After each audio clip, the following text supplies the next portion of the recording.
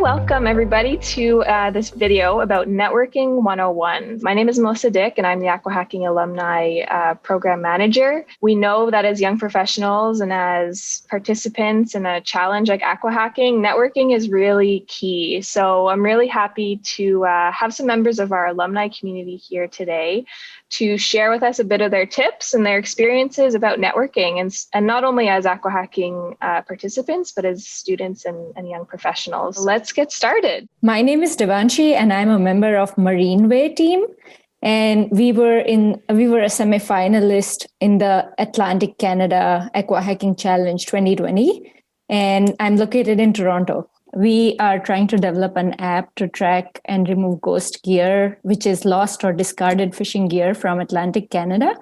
So we want to probably map it out in a way that we can find where most of the gear is located with the ocean currents, and then we'll develop a way to remove it from the oceans. My name is Vidéo, and I'm a member of WIDE.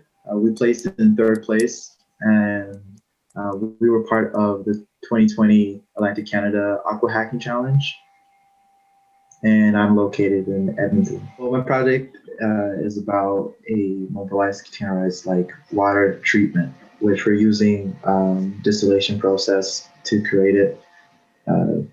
It's meant for remote areas and small Aboriginal communities where they don't have access to grabbing pure water like we do in our current big cities, right? Je m'appelle Naïsan, je suis membre de Can Forecast, qui était l'équipe AquaHacking Info Baignade. On a eu la chance de remporter le défi AquaHacking en 2016. Je suis située à Montréal, au Québec, et ce que Can Forecast fait maintenant, on a deux solutions différentes. La première s'appelle encore Info Baignade, qui fait de la prédiction de qualité de l'eau en rive, et la deuxième s'appelle Info Bris. Et elle permet à plus d'une dizaine de municipalités maintenant de savoir où est-ce que leurs tuyaux d'eau potable sont les plus à risque pour qu'ils puissent les remplacer avant qu'ils brisent. Bonjour, je m'appelle Benjamin Farley, je suis membre de l'équipe A0 Solution. Nous avons terminé premier au défi AquaHacking British Columbia 2020. Je suis situé à Sorel-Tracy, au Québec. A0 Solutions, c'est une entreprise qui conçoit et fabrique des stations de décontamination et de lavage d'embarcations nautiques. En fait, là où on a notre gros avantage, c'est qu'on est capable de nettoyer la tuyauterie interne. La tuyauterie interne, c'est responsable de plus de 50% des introductions d'espèces aquatiques envahissantes dans les lacs. Donc, nous, on a développé une solution de laver 100% de l'embarcation. My name is Jay Matsuba, and I am a member of the Above Atlantis team, and we ranked third place in the Pacific AquaHacking Challenge. I'm currently located in Vancouver, BC. Our team Above Atlantis is working on flood issues. Specifically, we are developing rapid flood modeling techniques coupled with effective interactive visualizations to make flood information more accessible to a broader audience.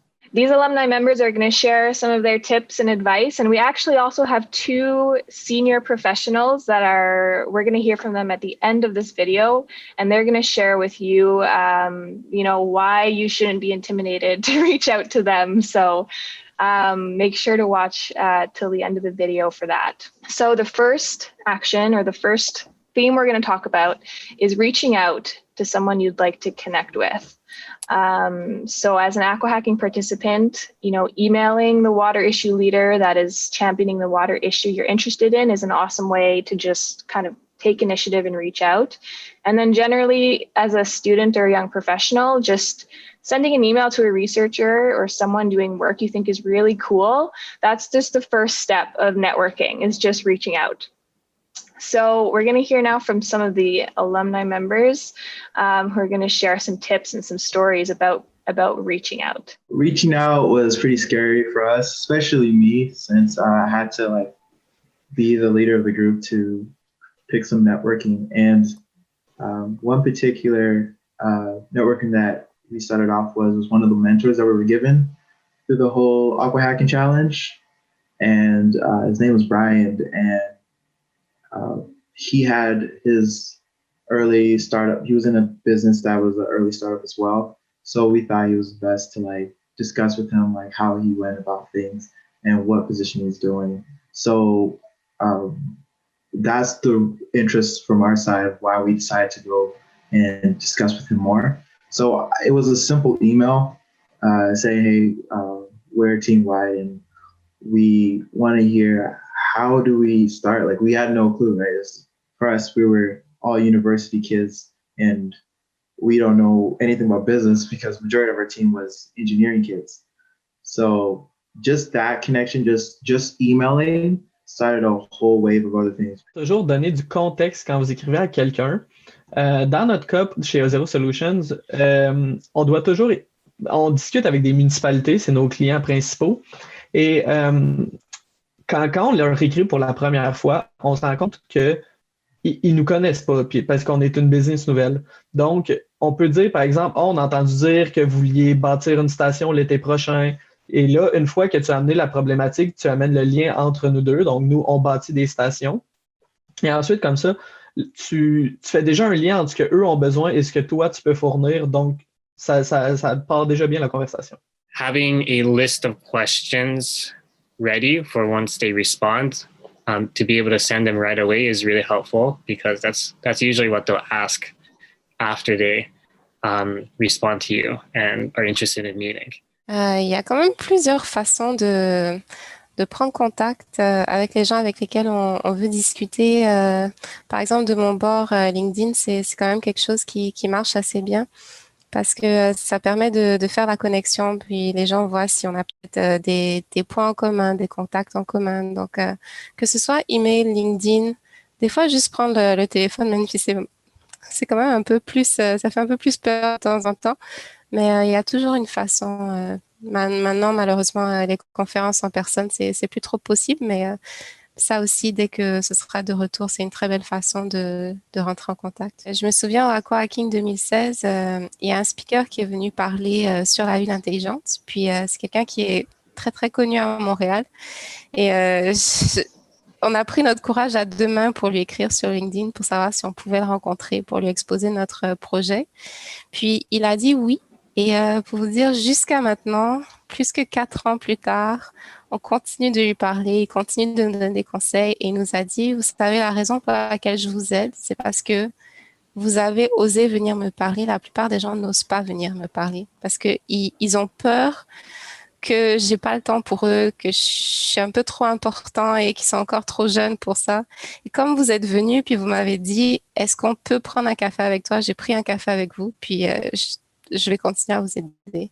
C'est quand même extraordinaire que les gens soient prêts à donner de leur temps alors qu'ils sont super occupés, juste parce qu'on ose, puis ils savent que ça nous prend du courage pour oser la première fois. How I went over is by letting all of my team members, 9 of them, to read over the email that I was going to send for the first time.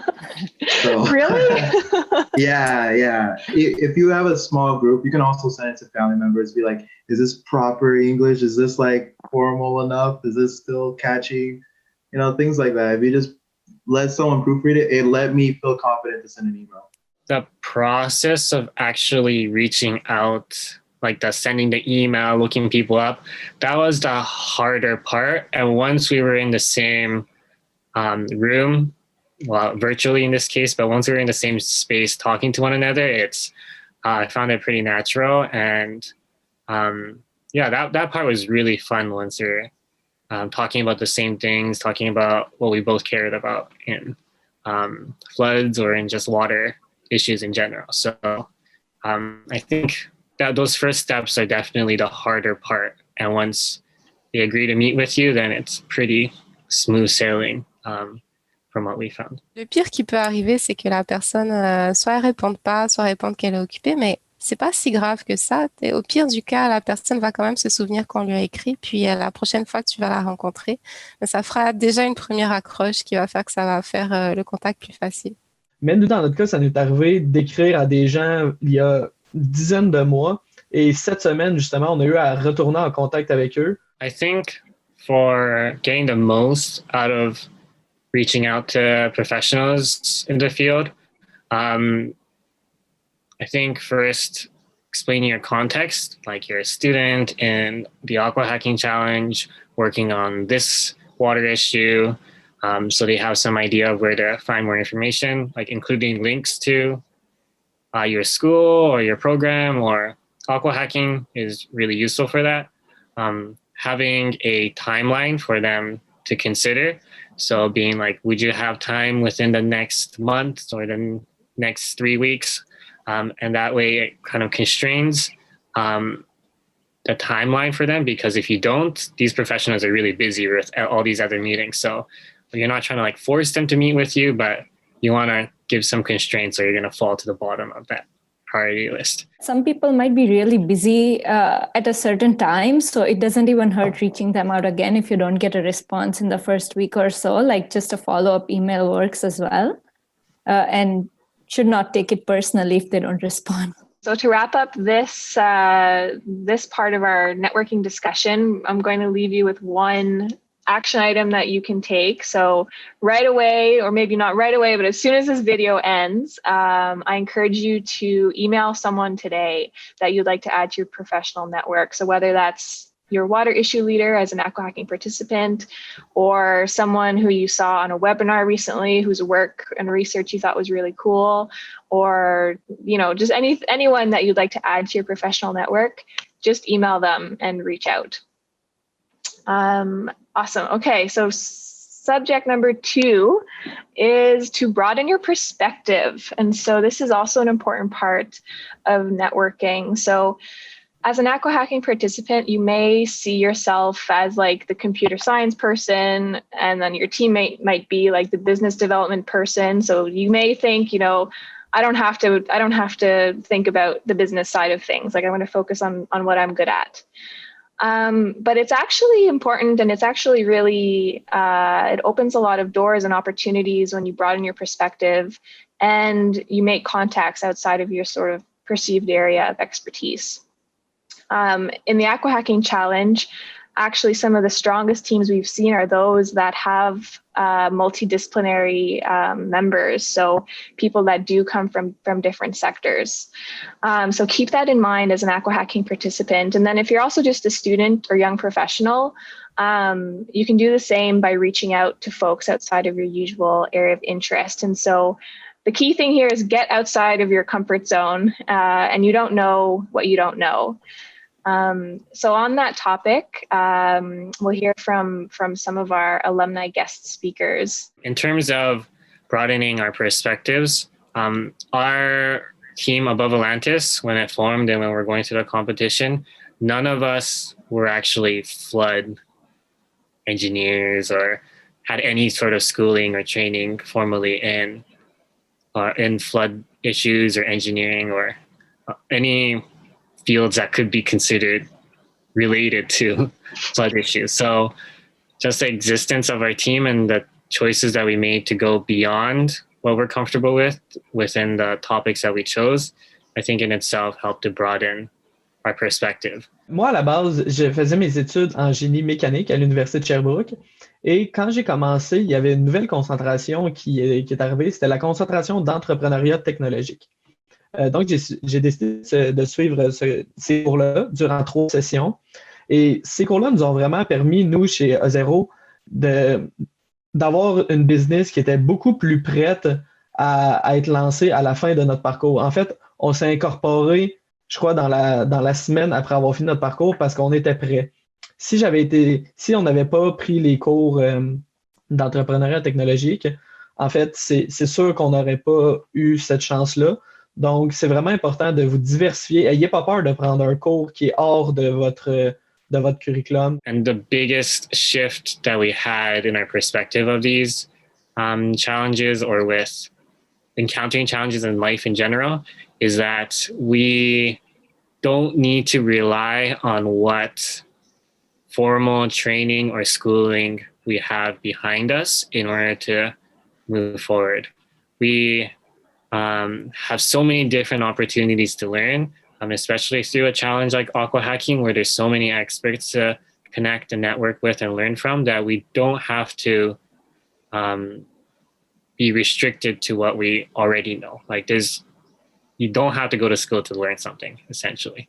So for our project, we are targeting ghost gear removal from Atlantic Canada. So to understand the issue, we needed perspectives from different stakeholders. So we definitely contacted the government to see what they are currently doing and what sort of policies they have.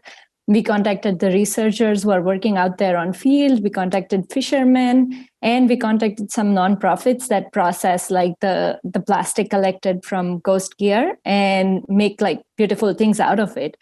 So it was really important to know different perspectives for the whole story. And we reached out to so many different people and understood the problem so much better. And it also helped us develop our app and figure out what is the need. I'm a biologist with a biology background, and we are developing an app, and I'm learning so much regarding the technical stuff that goes around making an app and what sort of databases you need and what's so yeah, it's been a lot of learning for me.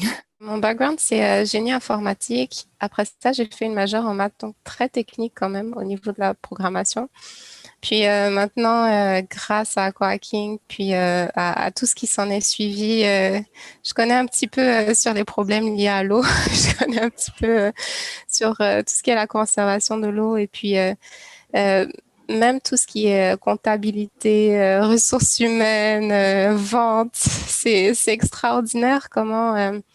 comme Melissa a dit, you don't know what you don't know, mais au fur et à mesure qu'on étend sa zone de confort, c'est extraordinaire les possibilités qui s'ouvrent, puis à quel point juste on vit une vie qui est plus riche à tous les niveaux. Donc, c'est juste de faire le premier pas qui est le plus difficile en règle générale.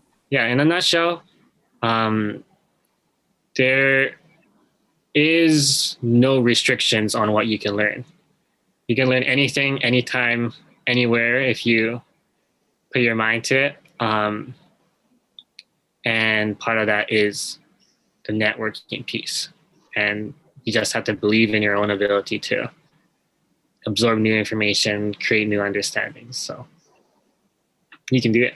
To wrap up sort of the discussion on broadening your perspective and getting outside of your comfort zone, I would encourage you to sign up for a webinar or a workshop that's outside of your area of expertise. So if you're in the AquaHacking Challenge right now, we offer a bunch of different resources. We have an Entrepreneurship 101 learning module. So even if you're not the business person, go and sign up and do some of those modules, because you never know what you'll learn. Number 3, we're going to talk about the importance of following up. And so to be an effective networker and to build your network, we've talked about how important it is to take that first step and to make that initial contact, but it's also super important to follow up.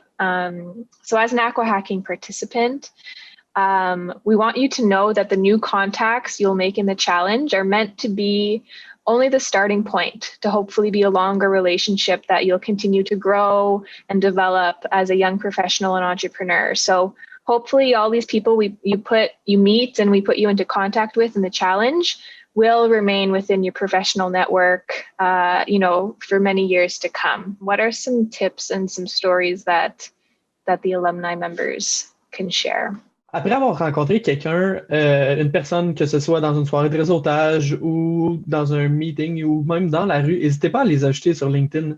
LinkedIn, c'est un réseau social, mais professionnel. Ça permet de suivre une entreprise ou d'être connecté à une personne.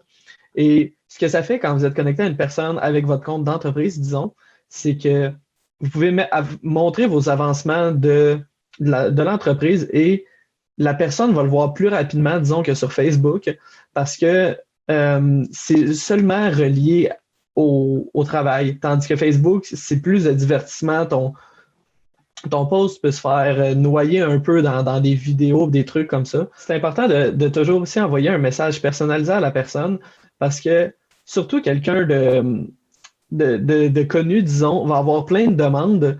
Donc, c'est important, tu peux lui juste un petit message disant « Bonjour, c'est Benjamin, on s'est rencontrés à telle place, à tel moment. » Ça va ramener le lien que tu as eu avec cette personne-là, puis la rencontre.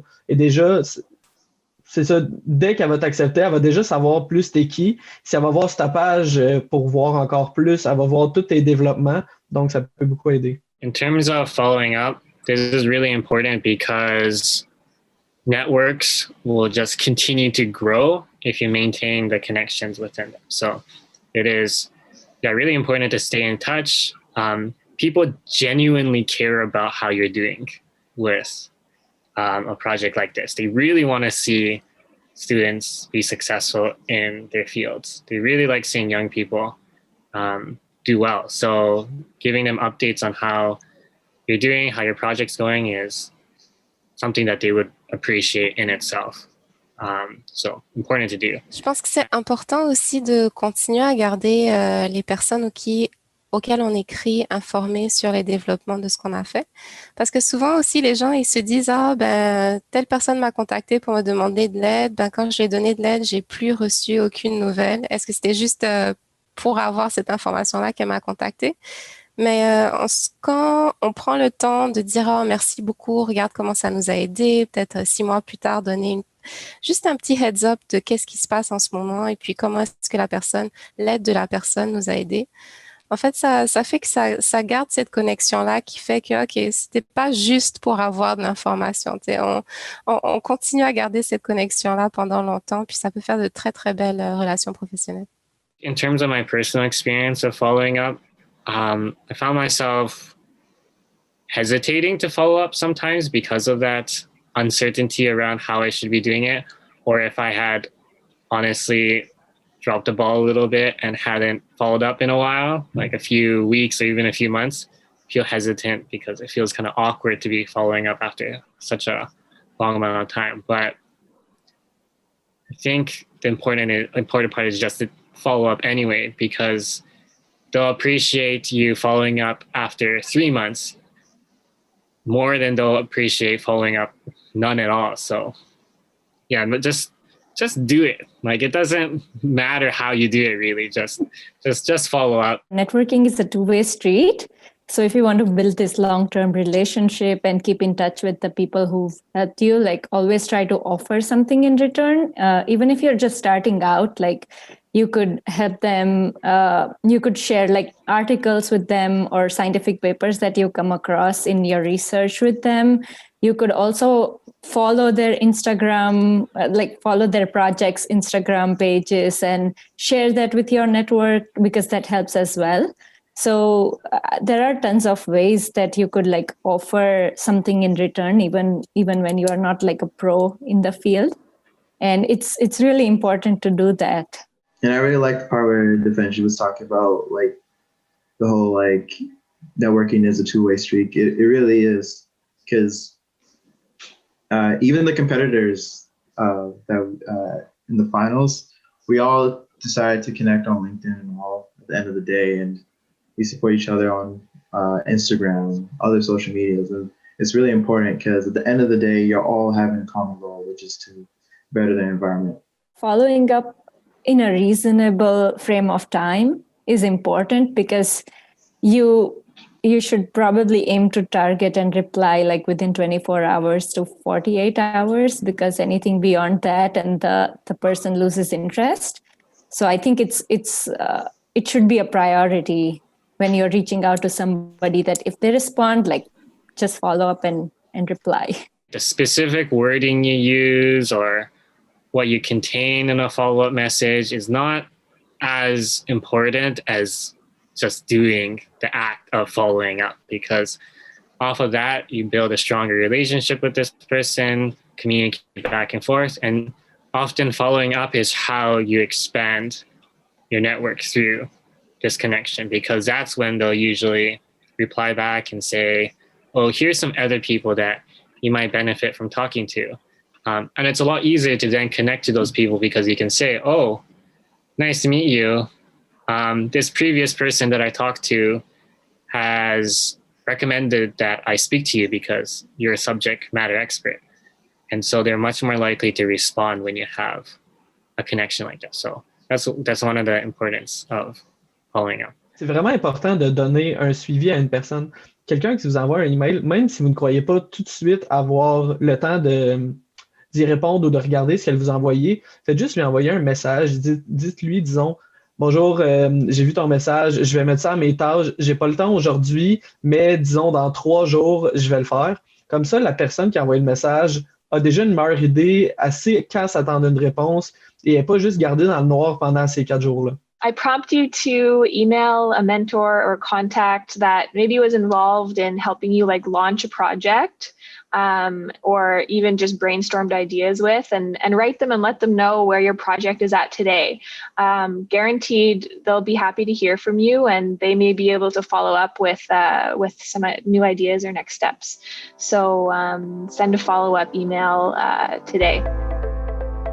Merci à Naïsan, Mediwa, Benjamin, Devanshi et Jay d'avoir partagé vos conseils et histoires sur le réseautage. As a student, young professional, or AquaHacking participant, networking can be intimidating, but as these alumni members shared, we realized that effective networking is what opens the doors for many opportunities and professional development. Before we continue on to hear from 2 senior professionals for their tips and tricks on networking, let's review the 3 themes we discussed today and the prompts for the viewers. Number 1, take the first step and reach out. Email a new contact today to let them know you are interested in their work and ask if they may have the time to set up a phone call with you. Number 2, broaden your perspective and get outside of your comfort zone. Diversifying your skills and connections will give you a stronger network. Sign up for a webinar or workshop to learn something new. And number 3, follow up. Take the time to send a quick note of thanks or to follow up on an email from a little while ago. Keep your mentors and connections up to date on your project. A little goes a long way.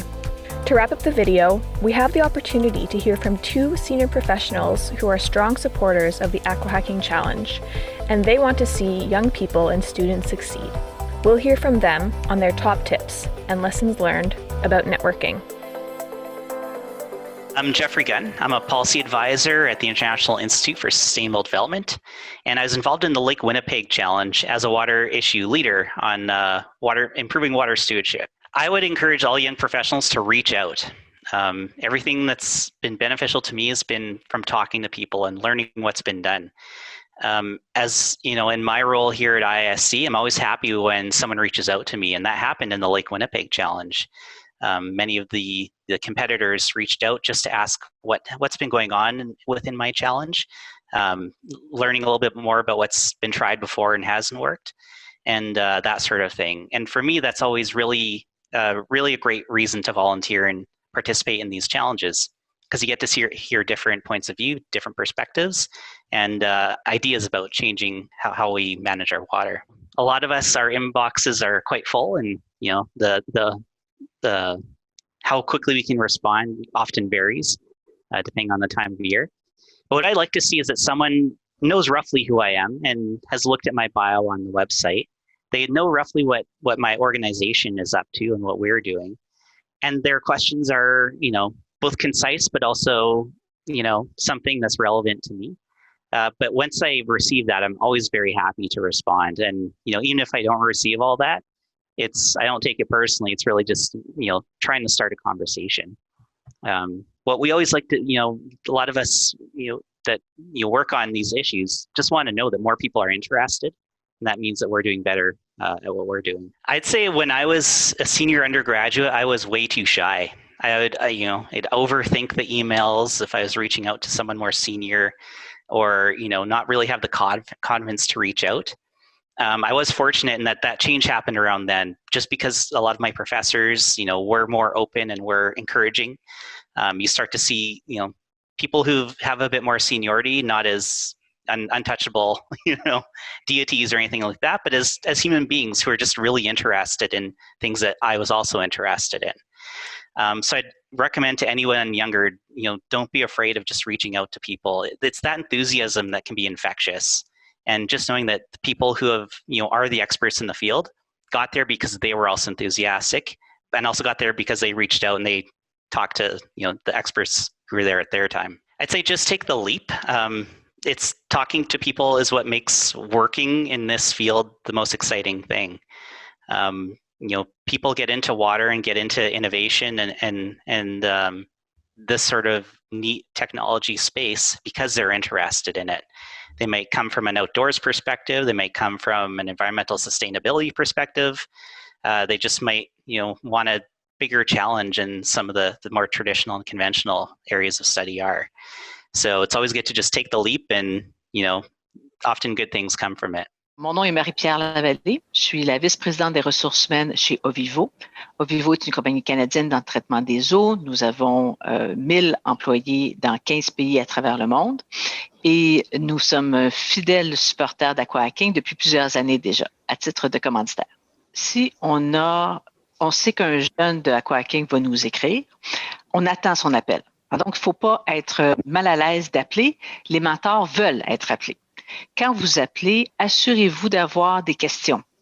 Vous ne pouvez pas appeler un mentor et lui dire « Parle-moi du traitement des eaux ». Il faut avoir des questions plus précises pour aller chercher vraiment l'information dont vous avez besoin.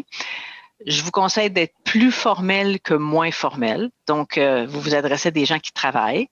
Donc, vous leur envoyez un courriel ou un téléphone. Vous utilisez là, les moyens un peu plus traditionnels. Ensuite, quand vous serez à l'aise avec votre mentor, vous pourrez établir une autre façon de communiquer. Donc, présentez-vous de façon professionnelle parce que vous êtes un professionnel. Vous êtes un jeune professionnel, mais vous êtes un professionnel. Et gardez à l'esprit que les mentors veulent vous aider. Donc, ne soyez pas mal à l'aise de les appeler et profitez de leurs engagements et de leurs enseignements.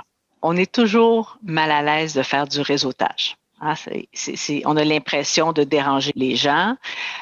Là, quand on parle de réseautage, on ne parle pas de cold calling. Là, je vous parle de réseautage des gens qui sont dans le domaine de l'eau. Donc, si vous êtes un participant de AquaHacking, toutes les personnes que vous allez rencontrer, les autres candidats, les juges, les mentors, les gens AquaHacking, les visiteurs, s'il y a une activité où il y a des gens en ligne, tous ces gens-là, vous allez les revoir si vous poursuivez votre carrière dans l'eau.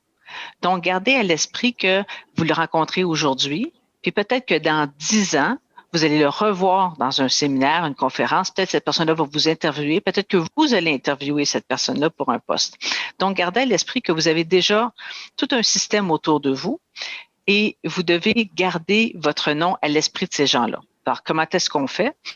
Aujourd'hui, on se sert de LinkedIn ou autre. Donc, vous publiez des informations. Si vous avez rencontré quelqu'un de la compagnie Ovivo, par exemple, et que plus tard, vous voyez des nouvelles sur Ovivo, prenez l'occasion. Vous envoyez un message. « Ah, j'ai vu que vous avez fait une acquisition. Félicitations. Souvenez-vous de moi. On s'est rencontrés à AquaHacking. Aujourd'hui, je vous félicite pour votre poste ou pour votre acquisition. » Vous-même, votre compagnie prend de l'élan. Vous avez une nouvelle à annoncer. Mais prenez votre lien, envoyez-le à toutes les personnes que vous avez rencontrées chez AquaHacking pour dire « Hey, just want to let you know, je voulais vous laisser savoir que regardez, là, on vient de lancer un nouveau projet ou j'ai un nouveau client. » Donc, toutes les occasions pour vous rappeler au souvenir de la personne, pour échanger de l'information ou pour simplement féliciter quelqu'un doivent être utilisées. Là, il n'y a pas d'excuse aujourd'hui. Là. LinkedIn est la première chose à faire. C'est facile.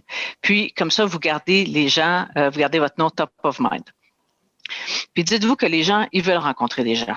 Alors, si quelqu'un ne veut pas être dérangé, il va vous le dire, c'est tout. Alors, passez votre temps sur des gens qui veulent être rencontrés. Alors, donc, c'est les conseils que j'aurais à vous donner. Ne faites pas juste cliquer Add to my network. Écrivez un message. On s'est rencontrés chez AquaHacking ou on s'est rencontrés à l'université. J'aimerais vous ajouter à mon réseau. Ça va déjà être plus personnel, puis vous allez tout de suite établir une connexion. Plus jeune, quand j'ai commencé dans la profession, j'ai eu la chance d'avoir d'excellents patrons avec qui j'ai toujours gardé contact. Donc, je donnais des nouvelles. Quand je changeais de poste, même si j'étais partie ailleurs, je donnais des nouvelles, je demandais des nouvelles, je me suis rappelé de certains événements qui touchaient les gens, anniversaire, naissance, mariage. Donc, chaque occasion de prendre contact avec les gens et de se rappeler à leurs souvenirs, de proposer de l'aide ou des fois de demander de l'aide, c'est toujours bon. Les gens aiment rendre service. Donc, si vous les appelez avec un besoin, évidemment, quelque chose qui n'est pas démesuré, alors quand on demande quelque chose, les gens sont heureux de nous rendre service, puis ensuite, on a peut-être la chance de leur rendre l'appareil. Donc, gardez contact. C'est peu, là. C'est un message, c'est une notification, un petit clic sur LinkedIn, c'est pas compliqué et ça permet, c'est ça, maintenir un réseau. N'oubliez pas, un réseau, ça se maintient tout le temps, pas seulement quand on a besoin. Alors, si vous cherchez un nouveau poste, là, vous dites, il faudrait que je fasse du réseautage. Non, le réseautage, il faut l'avoir fait avant. Il faut toujours le faire pour que la journée qu'on en a besoin, les gens se rappellent de nous, puis on a gardé le tissu vivant. Ovivo est très fier d'appuyer AquaHacking. AquaHacking, c'est de l'innovation, c'est de la relève, c'est du talent pour la relève, c'est de l'entrepreneurship, c'est de la création de nouvelles entreprises dans le domaine de l'eau. On aime soutenir la jeunesse, on aime soutenir les innovations. Donc, nous sommes très fiers de soutenir cette superbe initiative et nous allons continuer au fil des temps avec une implication monétaire, des mentors, du personnel et beaucoup de soutien. Je remercie infiniment les membres de la communauté Alumni et les professionnels de niveau supérieur qui ont contribué à cette discussion sur le réseautage. I hope you will have been inspired to put into practice some of the actionable items shared in this video and to either start building or working to maintain your professional network. Happy networking!